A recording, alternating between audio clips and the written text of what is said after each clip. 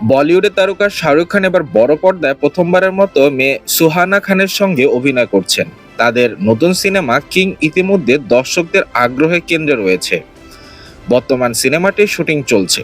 জানা গিয়েছে প্রায় 150 দিন ধরে বিভিন্ন স্থানে শুটিং হবে। আগস্ট মাসে শুটিং শেষ হওয়ার পর শুরু হবে পোস্ট প্রোডাকশনের কাজ। পরিচালক সিদ্ধান্ত আনন্দের এই সিনেমার নির্মাণ ব্যয় ধরা হয়েছে 450 কোটি রুপি। তবে এই বাজেটের মধ্যে প্রচার প্রচারণার খরচ এবং শাহরুখ খানের পারিশ্রমিক ধরা হয়নি। নির্মাতা জানিয়েছেন কিং এ থাকবে আন্তর্জাতিক মানের অ্যাকশন দৃশ্য এবং উন্নত ভিজুয়াল ইফেক্টস। ভিএফএক্স এর কাজ করছেন শাহরুখ খানের প্রযোজনা প্রতিষ্ঠান রেড চিলি এন্টারটেইনমেন্ট। এটি সুহানা খানের প্রথম বড় পর্দার সিনেমা হওয়ার নির্মাণ বিশেষ গুরুত্ব দিচ্ছেন শাহরুখ খান। সিনেমাটি শুরুতে ছোট পরিসরে পরিকল্পনা করা হলেও পরে আরো বড় আকারের নির্মাণের সিদ্ধান্ত নেওয়া হয়।